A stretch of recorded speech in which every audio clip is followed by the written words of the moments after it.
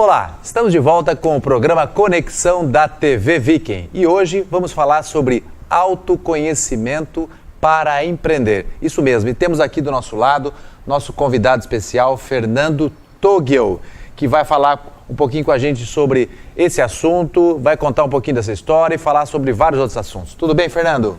Tudo ótimo, Paulo meu. Como vai você? Que Tudo prazer ótimo. estar por aqui com vocês. Que bom, Fernando. Tenho aqui também os nossos colegas Vini Pellegrino e Marco Ribeiro. É sempre um prazer, mais uma vez aqui, mais um programa Conexão. Vamos lá, conhecer um pouco do Fernando e discutir esse assunto que acho que o pessoal vai gostar bastante. É um prazer estar de volta, estava com saudade já. Verdade. Bom, vamos falar um pouquinho, Fernando, sobre autoconhecimento para empreender. O que exatamente é isso? Por que a gente precisa ter um pouco de autoconhecimento para empreender? Bom, Paulo e Marcos e Vini, o autoconhecimento, em primeira instância, em primeiro lugar, está dizendo de você conhecer a si próprio.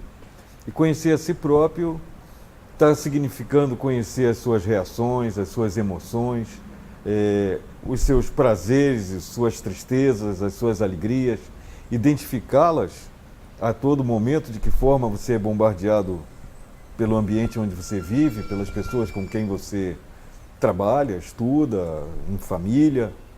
E com isso, vamos dizer, tem a resposta certa na hora certa. Autoconhecimento é, antes de mais nada, estar em casa, estar com você mesmo. Nossa, hein? Esse tema é profundo, hein, Vini? Por que você escolheu esse, hein, Vini? Eu acredito que pela história do Fernando, que nós vamos discutir mais no segundo bloco, sobre o que ele passou, um pouco mais da sua vida, e também porque eu acredito que o empreendedor ele tem que estar preparado, principalmente emocionalmente hoje em dia, né? Cada dia de manhã, como a gente vem conversando, cada dia de manhã, se você liga o jornal, você está bombardeado por notícia ruim, né? Se você não está preparado de alguma forma para lidar com essas coisas, é daí abaixo, né? Ou com os problemas e tudo mais. Quanto mais preparado você está, ou quanto mais você sabe qual vai ser a sua reação, eu penso, diante de um problema ou diante de uma vitória também, né? Você consegue delimitar melhor o caminho que vai ser traçado, né? E você sabe, vocês melhor que eu, talvez o Paulo principalmente, que empreender não é fácil, né, Paulo? É surpresa atrás de surpresa, boas e ruins, né? Eu acredito que é um tema muito importante que as pessoas os empreendedores têm que dar um pouco mais não valor, tem que focar mais nisso. Eu me conhecendo, eu sei qual vai ser a minha resposta, eu posso antecipar talvez uma solução. Acho que é por aí. O que você acha, Marco? É complexo isso, né? É, bastante. É muito complexo. O autoconhecimento é complexo, porque como que eu posso garantir que eu me conheço, né? Como que eu posso dar essa garantia de que o que eu sei de mim, o que eu conheço de mim é o que é bom, verdadeiro e suficiente, principalmente, para eu tomar uma decisão. Então é algo de muito estudo, de muito conteúdo, de muita busca interior, de muito afinco, né, para poder descobrir esse caminho. Mas é muito importante, muito interessante. Talvez, Fernando, eu posso estar enganado, mas talvez a gente nunca tenha certeza ou saiba que nós nos conhecemos profundamente.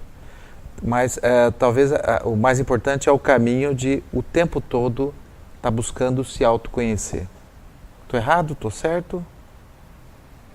Paulo, seguinte, vamos encostar aqui um pouquinho, para a gente lembrar.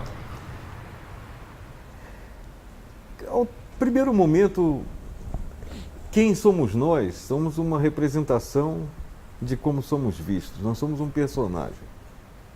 Primeiro momento. Desempenhamos um personagem.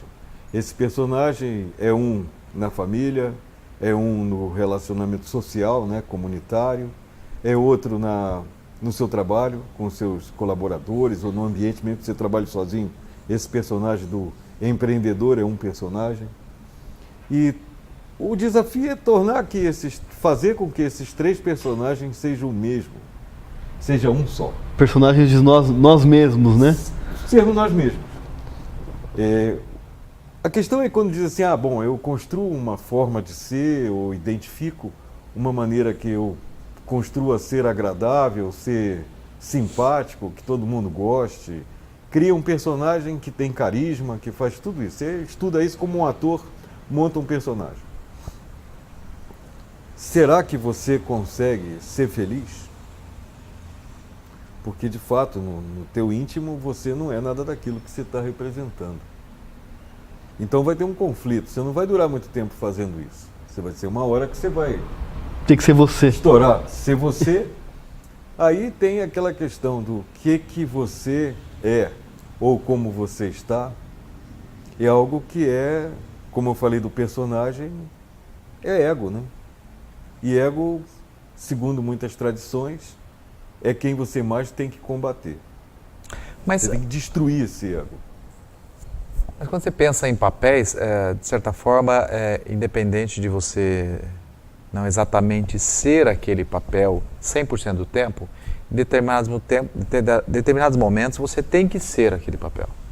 Então eu tenho que ter o meu papel de pai. Eu vou lá e represento. E represento não é que eu minto de quem eu sou, mas que eu ajo pensando Conforme o objetivamente para ser pai, pensando objetivamente para ser empreendedor. Cumprir papéis, exercer papéis sem mudar a minha essência.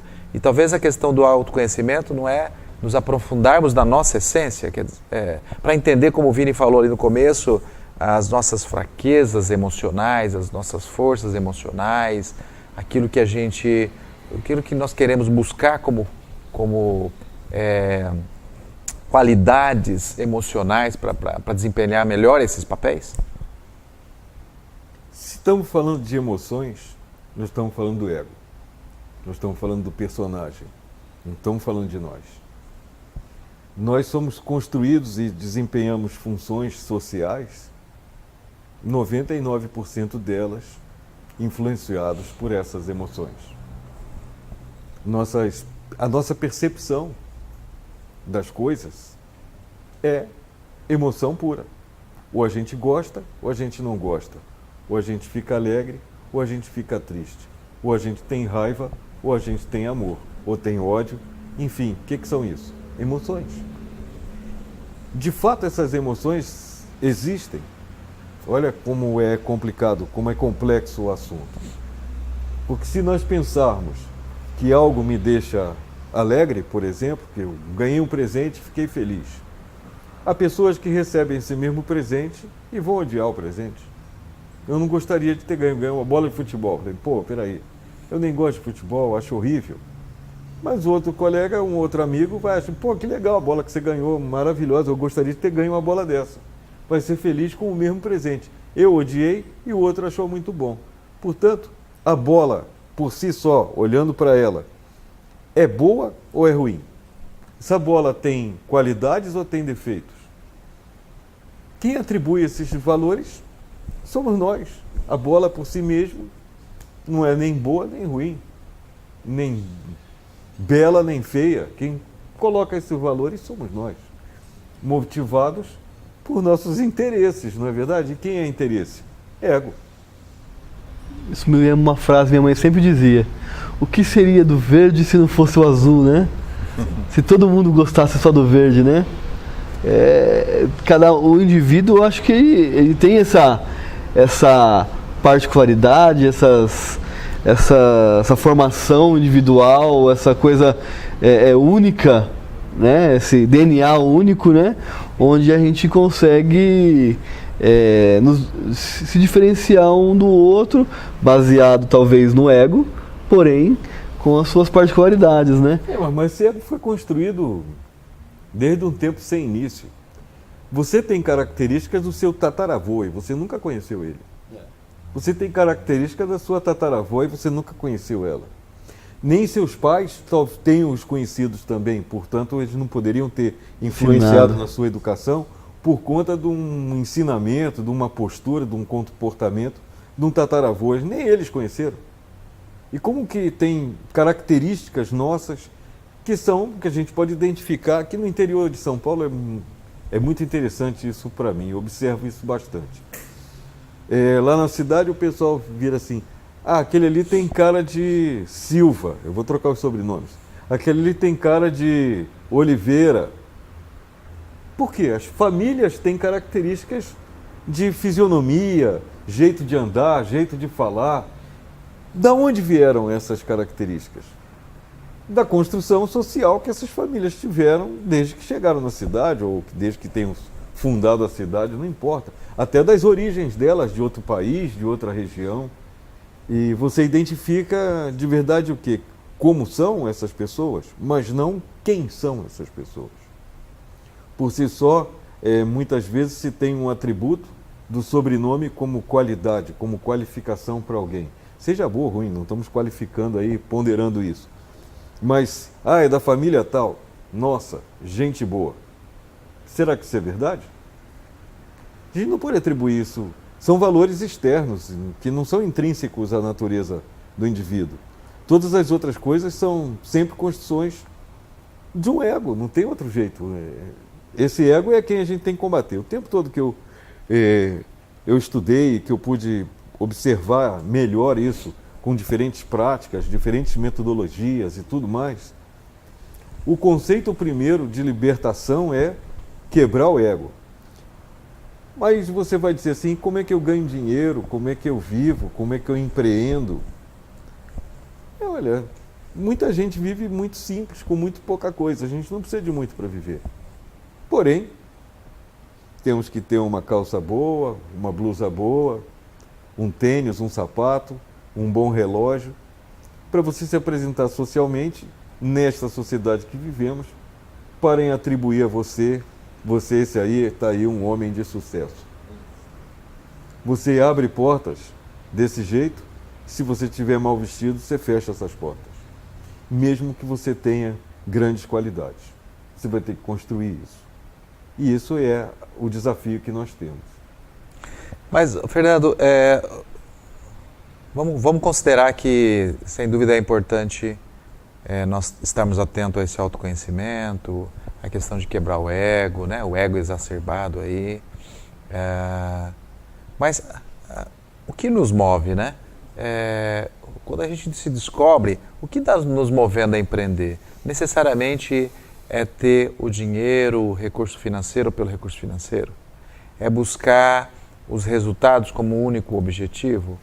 Ou é empreender para realmente querer transformar a nossa sociedade, querer buscar uma riqueza que é muito mais ampla do que simplesmente falar em dinheiro? Onde, claro, a gente vai estar correndo o perigo sempre de nosso ego se exacerbar em qualquer momento, empreendendo ou estando até numa instituição religiosa, social, não importa. O ego, ele não está presente só onde tem dinheiro.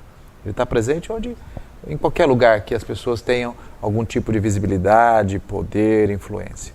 Mas quando a gente fala em empreender, e falamos em empreender aí como esse sentido de buscar riqueza e uma riqueza mais ampla, aquela riqueza que realmente vai transformar o meio que a gente vive, e o resultado vem como dinheiro, o resultado vem dos recursos, eu materializar esse dinheiro naquilo que me dá mais conforto e que me atende, está errado? Não. A questão fundamental é do para quê? Qual o objetivo, né? Onde a gente quer? O que nós queremos fazer? O que nós queremos proporcionar quando a gente fala que eu quero transformar a sociedade, ajudar pessoas, enfim. Existe um voto, né, um conjunto de leis, que é o caminho do Bodhisattva. Bodhisattva vem do sânscrito, que significa aquele que busca o corpo de iluminação, quer se tornar iluminado. Quando se fala em se tornar iluminado, não necessariamente estou querendo ser santo nem ser Deus, e sim é aquele que destruiu completamente o ego. Com que objetivo ele está fazendo isso? Voto último, ajudar ao maior número de pessoas possível. Se nós pegarmos algumas pessoas, usarmos como exemplo algumas pessoas no mundo que foram e que são muito famosas, elas dedicaram a sua vida inteira aos outros. Eu não vou falar nem ao outro, que é um só, que pode parecer que está falando no singular, mas se dedicou a vida inteira aos outros. Madre Teresa do Calcutá dedicou a vida inteira com voto de pobreza, não porque ela queria ser pobre, ela não precisa de nada. Eu preciso de realizar, a motivação dela era realizar construir condições para ajudar e eliminar a pobreza do mundo. Alguém vai dizer, ela fez isso tudo, viveu lá na miséria, passou fome, passou aperto, perseguições, e a miséria continua existindo. Ela não acabou. Ela ajudou um grupo de pessoas e deu até um exemplo de como fazer isso. Cabe-nos seguir esse exemplo ou não. Se pegarmos aí Nelson Mandela, que foi um outro cara, passou quase a vida inteira toda presa, ele quase não teve liberdade na vida o tempo inteiro, e ele não desistiu da ideia de lutar contra o apártheid, contra a discriminação racial no país dele lá. Ele acabou com a discriminação? Diminuiu bastante, mas não acabou.